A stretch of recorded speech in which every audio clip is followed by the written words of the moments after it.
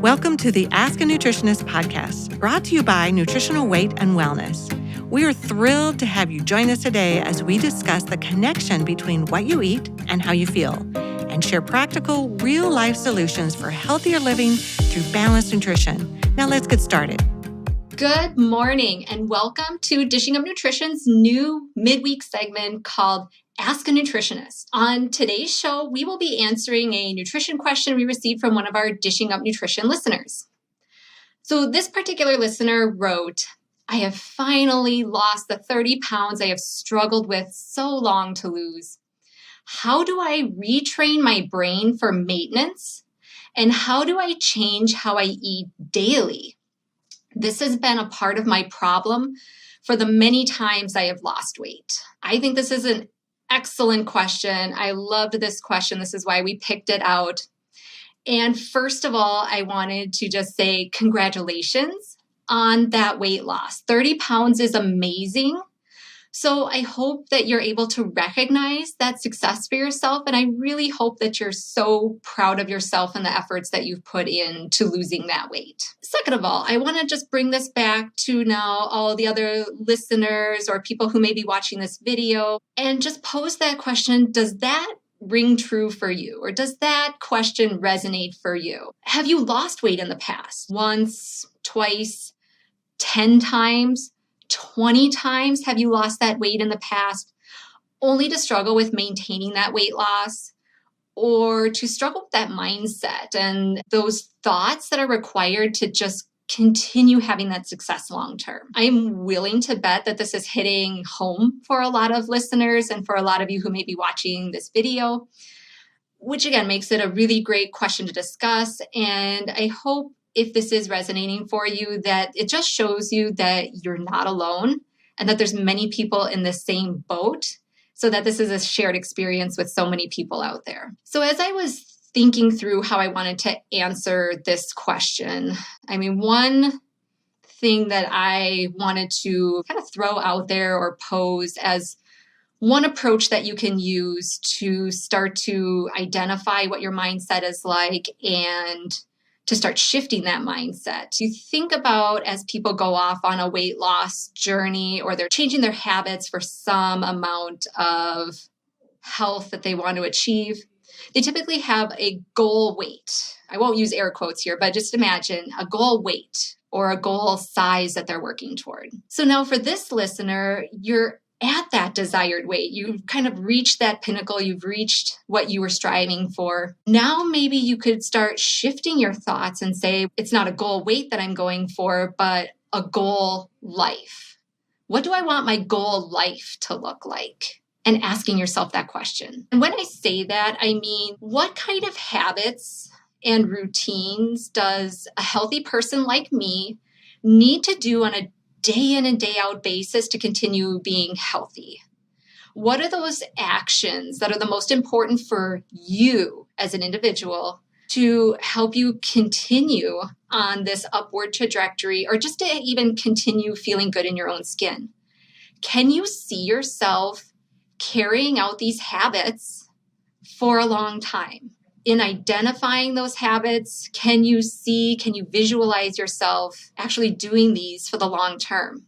This is something that we've been addressing in some of our classes, especially our new ongoing support and education classes. Can you visualize your success? Can you visualize yourself actually roasting the vegetables in the oven? Can you see yourself going for that walk every day? Can you see yourself making that protein smoothie or getting out the big blender and making a batch of smoothies every single week? I'm borrowing this from Melanie, who's one of our other dietitians, but what you think about, you bring about. So the thoughts in our heads are so important and they're so powerful. So I want this listener and all you listeners out there, to think about in the past, when you've approached your weight loss journey, have you come at it from the aspect of, okay, once I'm at my goal weight, I'm done. There's an end date. I can white knuckle my way through any kind of desperate dietary plan because it's only for XYZ period of time. And if that's been you, have you found that it's been easy, when there is that end date, when it's like you're cut off and there's nothing next? Is it easy to revert back to those old habits or to forget about those things that helped you improve your health? Or is it just easy to kind of get distracted as things in life come up or as we get busy again with work or kids or other family members or that never ending to-do list? So if that's the case, again, then it would kind of beg the question or beg the reframe of, maybe I'm at a good weight for where I want to be, but the health journey never ends. I'd encourage you who are listening and who are watching to take inventory every now and again. Maybe for some people, it's every day. You need to just sit down for a few minutes and reflect on some of these things. But visualize or take inventory of what are those things that make the biggest impact on your health, and visualize yourself doing those things every day and making the best choice that you possibly can. So maybe this means, do I get into bed by 9:30 p.m. 95% of the nights? Or does it mean that I need to make sure that I have 2 balanced snacks every single day so that by the time 5 p.m. rolls around, I don't have sugar cravings or I'm not hangry and I want to rip the fridge door off its hinges by the time I get home? Or does it mean that I'm going for a walk for 20 minutes every day when I get home and that's going to be my stress reliever instead of opening the bottle of wine? Or maybe it means I'm going to take my probiotic every single day because I know when my gut is happy, that my brain is happy and I have fewer cravings. Which one of those rings true for you? Or maybe it's something completely different. But take stock on what those important, sometimes I call them your non-negotiables. What are those non-negotiable foundational habits that are the most important for you? Those are always going to be your big things. Those are going to be those non-wavering things that you're always going back to as your foundation.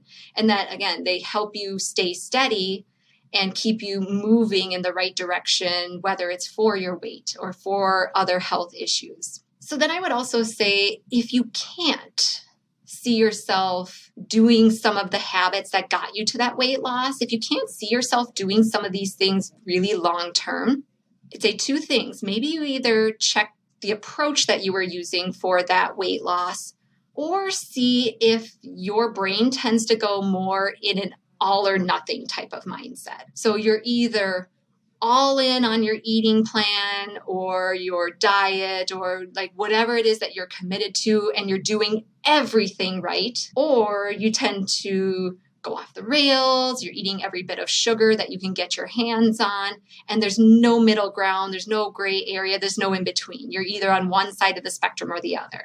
Maybe that rings true for some of you as well, maybe for this listener. If that all or nothing mindset has been your downfall in the past, or that has been, again, maybe it helped you be successful in the short term, but eventually it kind of led to some of that undoing in the long term, then another aspect that you can practice, and please note that I say practice because practice, that's what we're all doing. We are not perfect by any means, and it just takes time to groove new habits and groove new mindsets. But you can practice allowing for some of that gray area in your nutrition or some of those other lifestyle habits. This allows for some of that imperfection in your life. Even with our best laid plans of mice and men, sometimes there will always be that vacation that comes up, or maybe it's a family emergency that no one saw coming. It came out of left field. Maybe it's a birthday. Maybe it's a meeting that went an hour too long and it dug into your lunch break and now you have to try to reconfigure your day, et cetera, et cetera, et cetera. There's always going to be things that come up and make it difficult or maybe even sometimes impossible to carry out your plan perfectly. But when we know that the goal is not perfection, it allows you to relax into the process a little bit more. So know that it is okay when some of these things come up. And part of the question is, what do you do when things get off kilter? And maybe things get off kilter. Maybe it's just for one meal, but maybe it's for a day. Maybe you're off kilter for a week or two, maybe a month, maybe even a year. Maybe something so dramatic has happened that you know that you just haven't been your best self for the last year. As I talk with clients about this, I hear this language a lot of maybe that typical self-talk looks like, oh, I'm so bad. I am way off track. I'm so off the wagon.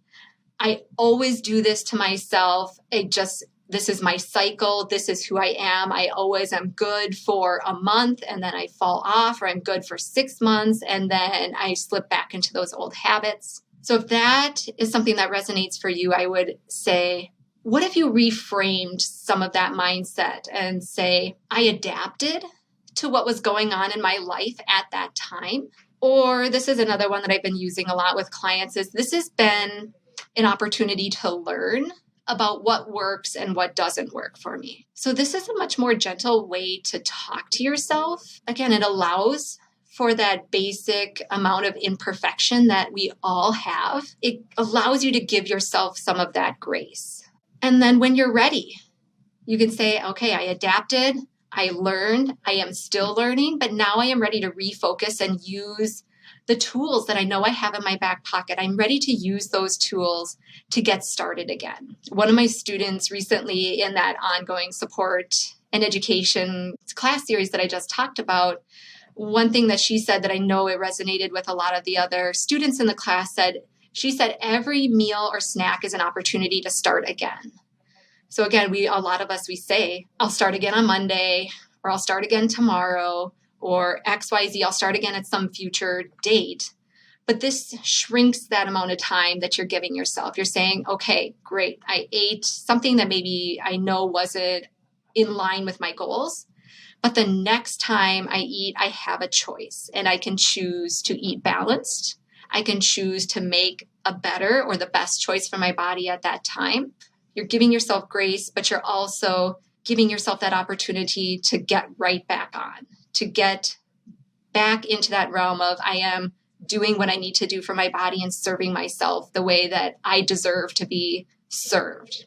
So if you can allow for some of life's little curveballs, or even some of those big curveballs, family emergencies, a death in the family, medical emergencies, these are not little things that so many of us, my clients, my students, even my own family, some of these things are really big challenges that we have to overcome. But if we can allow for some of those curveballs and see your nutrition as a spectrum instead of seeing it in extremes, and you're either, again, on one extreme or the other, it just becomes so much easier to not beat yourself up when you have something that you know just isn't in line with your goals, and then to just gently course correct when you get the next opportunity. Monica, one of the other dietitians, I know she had posted something about making a U-turn. When you know you are kind of going down a path that doesn't serve you, at the next opportunity, make a U-turn.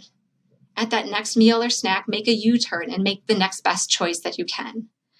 And just remember that just like one salad doesn't make you lose 10 pounds, one ice cream cone doesn't make you gain 10 pounds either.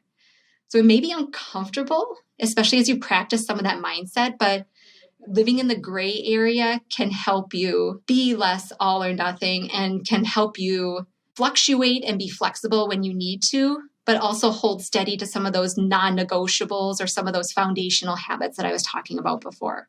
And one last thought as I was thinking through answering this question, I did want to talk about finding the people in your life or finding your community of people who also prioritize their health, prioritize their nutrition, prioritize exercise, prioritize good sleep, whatever the case may be. The more checks and balances that you have in your life, the easier it is to carry out those non-negotiables or to carry out those best practices. The more checks and balances that you have, the more likely you are able to get into bed early every single night, or to say no thank you to the cocktail, or to eat breakfast every day, or to make sure that you pack a snack before you go to work. And that community, there's so many different ways to find community, and social media, for all of its pitfalls, can be a great way to find community as well. Perhaps it's listening to Dishing Up Nutrition. Many of you are coming to either this video or this mini podcast as already established Dishing Up Nutrition listeners, which is amazing. But Dishing Up Nutrition can be that free nutrition class every single week, that free bit of education, but also that free bit of motivation that keeps you going for the next couple of days or the next week or so until the next show rolls out. So Dishing Up Nutrition is great. We have that Dishing Up Nutrition Facebook group where us nutritionists and nutritional weight and wellness, we moderate that group. So even if your question doesn't get answered on the podcast just like this, we do answer questions so you do get your answers. We watch that group very closely and encourage engagement and people asking questions and helping each other and lifting each other up and helping them navigate those challenges. So Dishing Up Nutrition Facebook page is great. One of my clients has a walking buddy. Their agreement is that they walk every single day. I think they go on a 2-mile loop or so, but they go on this 2-mile loop every day as long as the weather is above 15 degrees outside. So for those of you that live here in Minnesota, you know that can be a little hit or miss come December, January, February, things like that.